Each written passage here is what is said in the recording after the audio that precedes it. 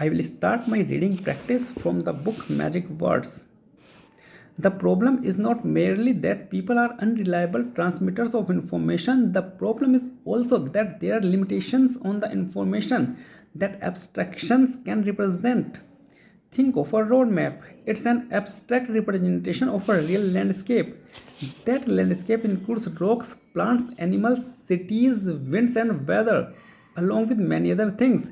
We don't represent all of them when we map the landscape, only those things that interest us. For example, roads, rivers, and geographical boundaries. We pull these features away from the original and represent them in a way that makes them stand out. That's in fact what the word abstract means, to pull away from. Removing what doesn't serve our interests is what makes a map useful. But somewhere in the process, someone has decided what is useful and what is not based on what interests them. What interests them? What if we are interested in something else?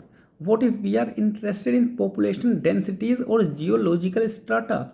A roadmap is not designed to highlight these concepts, so it's not going to be very useful to us. What's true of maps is true of any other abstractions. By nature, they are designed to serve the interests of their designers. If those designers don't have the same interests as you, their abstractions are not going to give you the information you need. Similarly, any information you may get from a second hand source has likely been filtered through that source's interests. Since your interests are likely different from theirs, their summaries, highlights, and descriptions are likely to leave out relevant information that could help you with your decision. I learned the importance of accurate information while working for the CEO of a large company. Nothing crossed his desk without going through me first. Early one morning, I saw an email from one of his direct reports flagging a technical problem that was affecting operations. After I told him what I had heard about the problem, he asked a simple question: "Where did you get this information?" I replied that I had heard it from the VP in charge of the division. The look on his face instantly turned to disappointment. Moments passed in silence. Finally, he spoke softly, telling me that his decisions could only be as good as his information.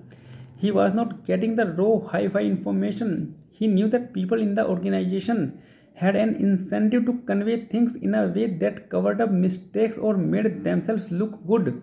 And he knew that those filters would obscure rather than clarify the situation. If you want to make better decisions, you need better information. Whenever possible, you need to learn something, see something, or do something for yourself. Sometimes the best information is the least transmissible. Hi-fi information reveals better options. United States General George Marshall was a supremely competent and selfless leader. He never left the welfare of his troops to chance. He valued hi-fi information and always went to the source.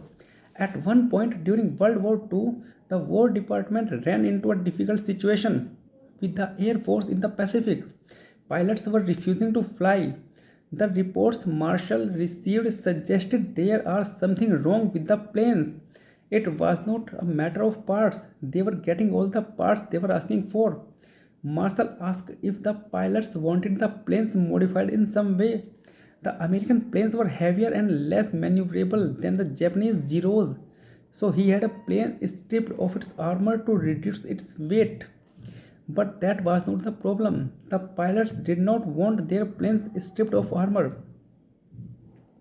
Marshall struggled to understand what was going on. Talking to the commander gave him no insight, so he did what he often would. He sent someone to look around and see things that were not being reported, not just what they were yelling about. No one likes the person sent from the head office to check on things, neither the commander nor the line cook. Everyone is suspicious, but Marshall needed eyes and ears on the ground to get to the heart of the matter. He knew he had only get answers by going directly to the source. What Marshall's direct report uncovered was that the Air Force ground crews didn't have any protection from mosquitoes. They had to work on the planes at night under electric lights, which attracted insects, and those mosquitoes were feasting on them.